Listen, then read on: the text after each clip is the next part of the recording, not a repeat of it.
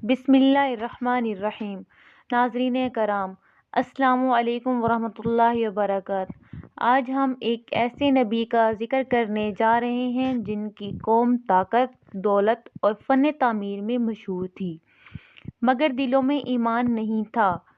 آج کی کہانی ہمیں بتائے گی کہ جب معجزہ آنکھوں کے سامنے آ جائے اور پھر بھی انسان انکار کرے تو انجام کتنا ہولناک ہوتا ہے۔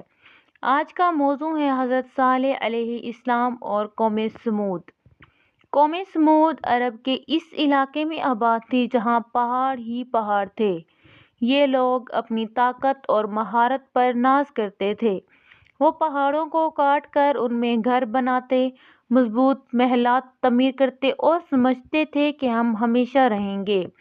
دولت، آسائش اور طاقت نے انہیں اللہ سے غافل کر دیا تھا۔ یہ لوگ بتوں کی عبادت کرتے تھے اور دنیاوی زندگی کو ہی سب کچھ سمجھ بیٹھے تھے۔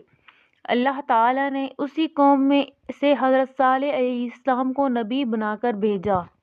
حضرت صالح علیہ السلام نے نہایت حکمت اور نرمی سے اپنی قوم کو سمجھایا۔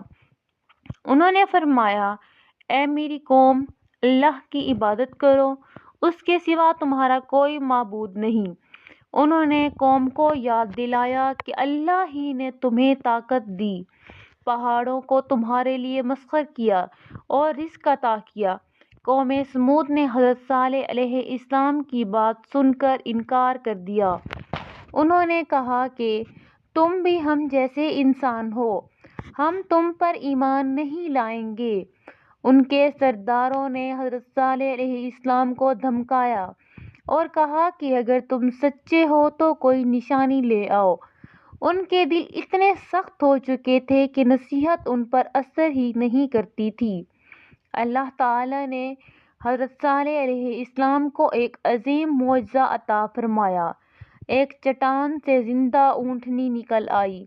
حضرت صالح علیہ السلام نے فرمایا کہ یہ اللہ کی نشانی ہے، اسے نقصان نہ پہنچانا۔ اس کے لیے پانی کا ایک دن مقرر ہے اور تمہارے لیے ایک دن۔ یہ اونٹنی اللہ کی طرف سے آزمائش تھی، مگر قوم نے اس معجزے کو بھی ماننے سے انکار کر دیا۔ کچھ سرکش لوگوں نے اونٹنی کو قتل کرنے کا منصوبہ بنایا۔ انہوں نے اللہ کے حکم کو توڑا اور اس مقدس نشانی کو ہلاک کر دیا۔ اس کے بعد انہوں نے حضرت صالح علیہ السلام سے کہا، اگر تم سچے ہو تو عذاب لے آؤ۔